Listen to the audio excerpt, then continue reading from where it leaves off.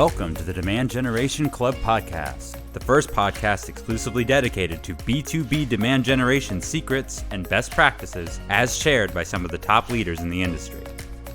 This podcast is brought to you by SaaS MQL, the account-based marketing agency based in Redwood City, California. They help venture-funded SaaS companies scale demand generation from target accounts. By combining intent data, automation, and a proven methodology, SaaS MQL can help your startup generate millions of dollars in sales opportunities within a few months. To learn more, go to saasmql.com. Hello and welcome to the first episode of the second season of the Demand Generation Club podcast. I'm your host, Franco Caporale. If you have missed the last season, you can check every episode at demandgenerationclub.com. In the upcoming episode, we'll interview demand generation and B2B marketing leaders, and we'll focus on a different topic for each episode. Our guest today is Neda Talyai, Head of Demand Generation at Heap. Heap is a digital product analytics platform for those who need to understand how users interact with their company's product, site, or digital experience. With Heap, organizations of all sizes can remove technical bottlenecks and gain a single comprehensive view of their customers. In the last 10 years, Neda has served in growth roles across sales and marketing. Before Heap, Neda was VP of Marketing at Splash, overseeing demand gen, marketing ops, digital marketing, events, and more. Prior to Splash, she established Candio, a boutique consulting agency where she supported growth strategies across top of funnel and bottom to strengthen customer acquisition and retention. Neda has held marketing roles at Tableau, Armoire, and Fierce. She's a fearless leader who believes in growing people and companies. So I'm really happy to welcome today Neda Talyai, Head of Demand Generation at Heap. Neda, it's great to have you on the podcast today. Thank you so much for joining us. Thanks for having me. So I would like to ask you right away a little bit about your background. What was your career like? What were your previous roles? And what is your role today? Yeah, absolutely. So I'm gonna start with where I'm at today, which I'm currently at a company called Heap. We are a digital product analytics platform, and we help a mix of different companies, industries, look at conversion rate optimization, how is their product performing, help them measure things like engagement, adoption, and really look at how to improve results. How I got here. My path has been a little bit interesting. I started early in my career as a salesperson. I worked for a leadership and development company in Seattle, and I transitioned into working at Tableau, now owned by Salesforce, and really, I would say, grew my career there in terms of like, how do I work on a daily basis? I got brought onto the demand gen team. I was working in field marketing with our enterprise sales team, and really kind of moved into integrated campaign management, where I was focused on growing our enterprise and IT audience, and actually then did a stint at a small startup to sell online women's rental clothing to just kind of test out my skills. And shortly after that, I actually started my own consulting company where I was working with a mix of companies to go out and work on things like customer engagement. What is the actions that customer success people are taking? I worked with a cool data streaming company on their content strategy and some demand gen efforts. And I've really just kind of made my way through and had the opportunity to join Splash a couple of years ago, which was an event marketing platform company, and to sit as their VP of marketing, which really gave me a really great purview overall of marketing. And that's really what led me to my role today. So I've kind of seen all of the marketing mix. I've seen a lot of the sales mix. And it's been a really great way to kind of like test the skills, explore new areas, and just find my place in demand, which is where I think I thrive and where I really enjoy marketing the most. And you have been at Heap for about 2 or 3 months now. What was your initial impact, and what were your first priorities there? Digest and absorb as much as I can. The first priorities were just really understand our business in terms of like, what is our go-to-market motion? Where do we need to improve? And how can we actually do a better job of executing demand generation programs? And so I've spent really the last 3 months focused on looking at one, what are we doing? How do we do it? Both across marketing as well as sales, because of sitting in, the head of demand role, you're really understanding like what's happening at the very top of the funnel. Also what's happening mid funnel, how are we executing? And then what's happening obviously with our closed won and lost data, and what can we do? Where can we get better? Where can we be more strategic?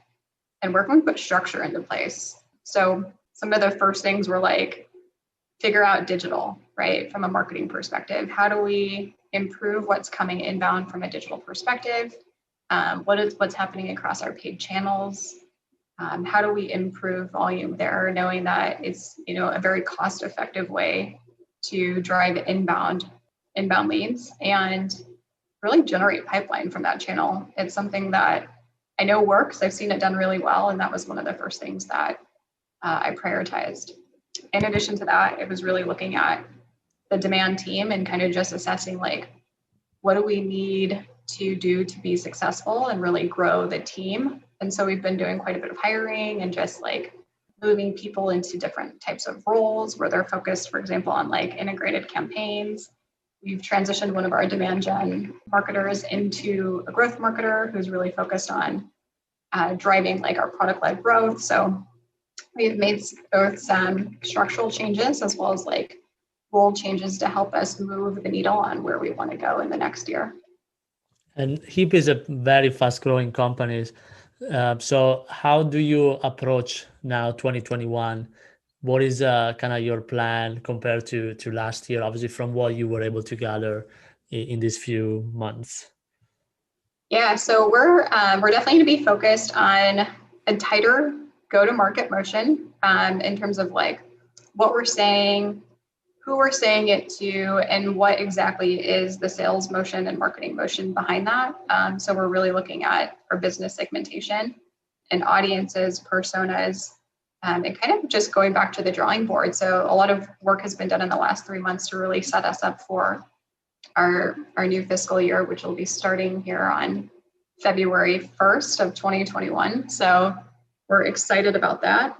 And as far as like top priorities, it really is on just like, doing a really good job at executing.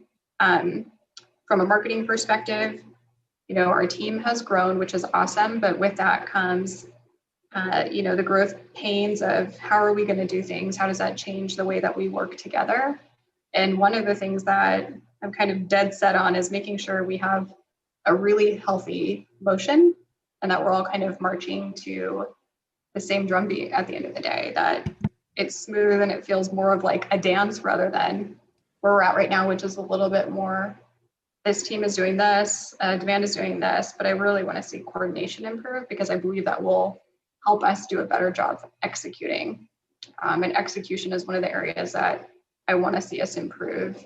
And part of what we're doing there is like putting in the right structure and building out some process for our team so that we actually know how to work best together. So we're doing a lot of team process, also just a lot of open conversations about what is and what isn't working so that we can, start off the new year with a really sound plan to go and execute. That's awesome. And what kind of tools do you use to help you with this execution and to track all of your processes?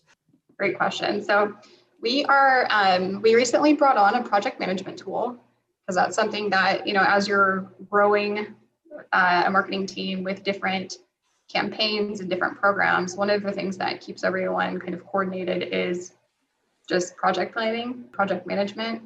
And so we are actually working through right now the right structure for our project management tool so that everyone knows how to use it. And part of that project management aspect is also the communication. So that tool will help us better communicate as a team, as well as with the rest of our organization. So they'll know what's happening. They'll know when to ask to get involved or where to go for information or links. So we're actually super excited about this effort. What is the tool that you guys are using? Yeah, we're using Wrike. Oh, nice. Shameless plug for Wrike. Yeah. They just actually got acquired, I believe, by Atlassian. But we'll be using Wrike for our internal project management. Yeah, I like to hear names of tech stack because I think people love to hear, what other demand generation professionals are using in their company. So I always like to mention them. We evaluated quite a few, and we went with Wrike because we knew we would grow into it. So my goal here is to keep our processes as simple as we can today, but knowing that this tool will also be there as we grow and as we expand our marketing team and as our company grows as well. Perfect. And what do you guys use for marketing automation and CRM? Yeah, so our tech stack, we use Salesforce and Marketo. Big fan of Marketo. The rest of our tech stack, we've got a number of tools, but my favorite addition to the tech stack is actually Heap, which is obviously I work for the company. Of course, I'm going to say this, but the reality is like I've been at a couple companies now. My last company, Splash, we also were using Heap, and we were able to do some pretty cool things with marketing programs. And more recently, right now in beta, we've got a Heap and Marketo integration. So we can do some pretty cool targeting. We can do some really great segmenting, and we can really build out personalization at scale with this new integration. So it's something our team has been playing with quite a bit for the last 3 months. And it was actually like one of the first things I got involved with during my first week on the job. I started working on our Marketo Heap. What are we going to do? How are we going to do it? And it's actually taken off, and it will continue to grow and be a major part of our business. So it's very exciting. And obviously data is, a huge part of what you do every day. So can you tell me more about how you are approaching all of this significant amount of data that you probably have access to drive better demand generation processes and results? Yeah. So I think my love for data probably started early in my career at Fierce, where I had to go in and do obviously all of the I was a BDR, and then I moved into a BDR manager living on the marketing team. And I ended up doing a lot of our reporting in terms of conversion rates, what was coming in, how are things converting, what's moving to close one. And one of the things that I learned very quickly was why am I doing this every month or every couple of weeks in Excel? It was a super, big pain. And that's when I started searching for products, and that's actually how I found Tableau. And then I quickly fell in love with the tool, which ultimately made me want to work there. And at Tableau, I learned a lot just about the data streams and, just where different data comes from, how you can use it to actually do your job better as a marketer. And I always said, what if I just had this piece of data? I could do these things. And that's a mix of attributes that larger organizations have probably had for a long time, but smaller companies weren't really accessing data like that, 10 years ago, and doing targeted programs based on the tech stack that we can now get from tools like Clearbit or Zoom or Discover.org. So the ability to target with data that comes from different sources has been game changing, I would say, just as a marketer. And so when we think about the role of product usage data in that, especially for those of us in kind of the SaaS world, understanding where people are falling off from the sign up trial page, where they're in your product and what's actually happening, and not having to go ask engineering or partner with product marketing who partners with product management, who partners with engineering to get a flag installed, in the product, has been a differentiator, I would say. And it will continue to be a differentiator for us and for others who are looking to grow their usage, grow adoption, grow engagement, because you really understand where your customers are having challenges and where they're falling off. And so being able to take data like that and feed it into Marketo to build programs and be able to share that data with Salesforce, where our sales team is working, we can all have better and smarter conversations. So this is what's super interesting to me, and something that, we're taking baby steps in right now, but definitely something that I see us being able to grow and scale our business off of. And what are some of these segments that you're able to create with this data that you use? Because obviously you have data, on the product use, on the free trial, on the conversion, or where they come from. Can you give me an example of some of these segments that you are kind of able to target this way in a very specific way? Yeah, so we've got a couple different things going on. So one of the segments we're looking at is kind of the top of funnel, like people who are coming into the free product in our free trial, and just understanding what's happening. And we're breaking that down by our business segments. So what's happening in, some of our SMB business versus mid-market or enterprise. How are people engaging? What are the things that, they're having challenges with in terms of like, is it how you're installing Heap? Is it how you're building dashboards? Is it how you're running queries? Like, where are you getting stuck? And so we've got targeted email campaigns going out that help guide the user on a different journey. So that's one way.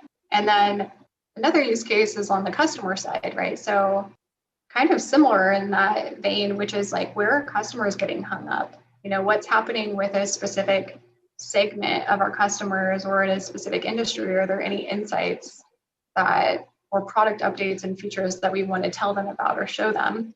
And so we're using a mix of what we know from, our CRM. And then that CRM data is also pushed into Heap so that we can actually build different segments that would then feed into Marketo. So we've got kind of this like closed loop processing going on where we're feeding information, learning, sending it back to activate on in terms of our marketing team, sending that back to sales or customer success to act on. So it's a really good process that we've got going.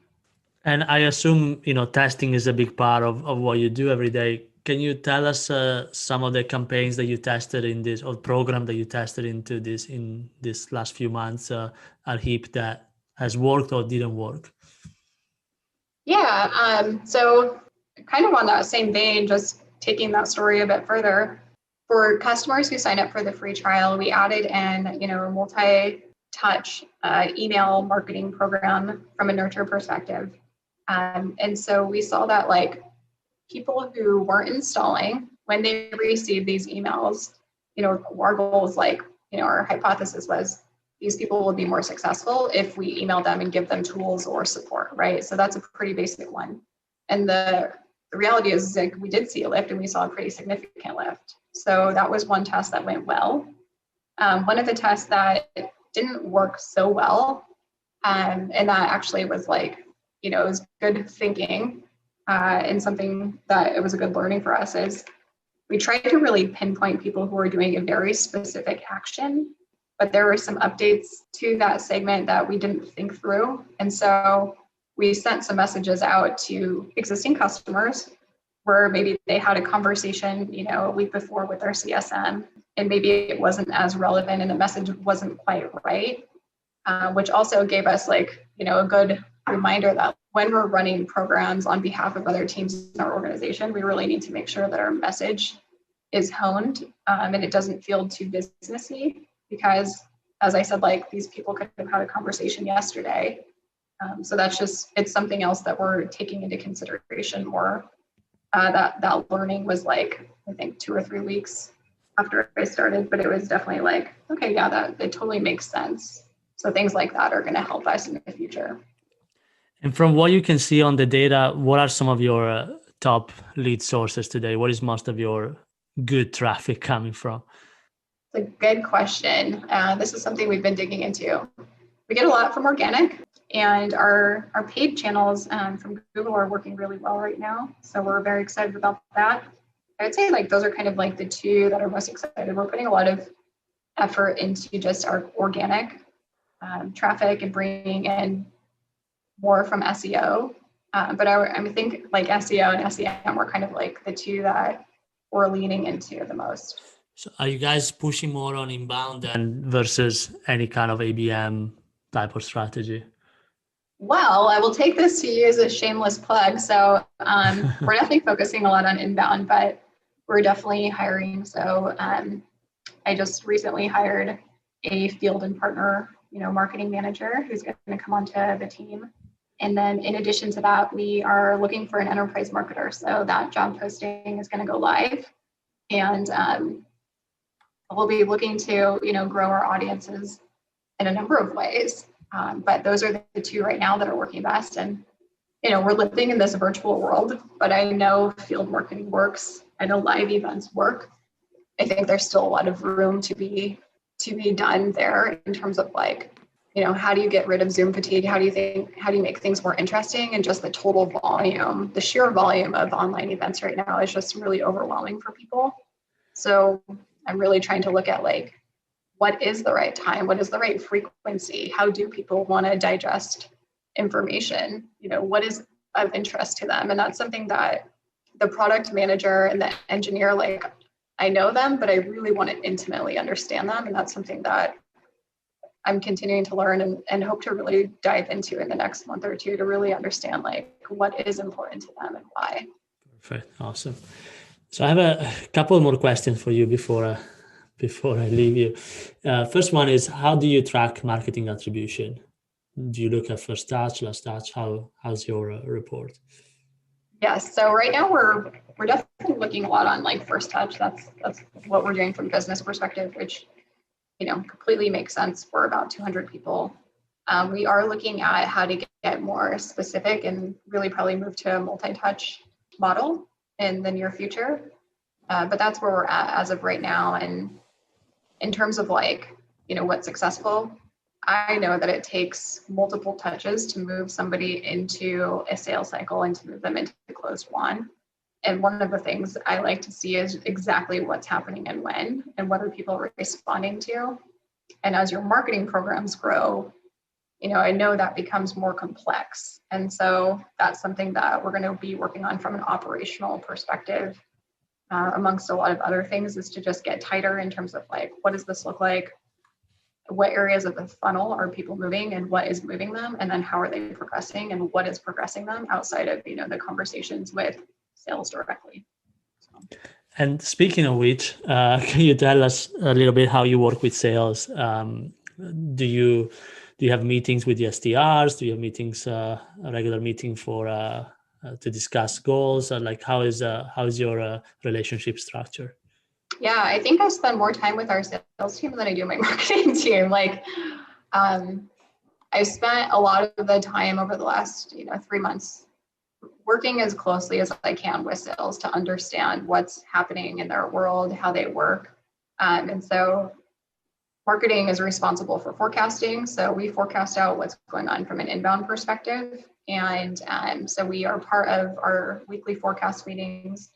I am part of our pipeline meetings as well as others on my team. And gosh, like I meet with the BDRs, my team. So there's 3 of us right now who are really kind of like moving the needle on the demand engine, I would say. And we're responsible for the reporting. So we meet with them multiple times a week. We have open Slack channels where we're constantly chatting back and forth. I have one-on-ones outside of, the group meetings that I have with some of our sales managers.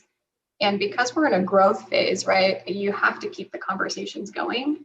However we can do that, we'll do that. So live one-on-ones, Slack regularly, reporting meetings.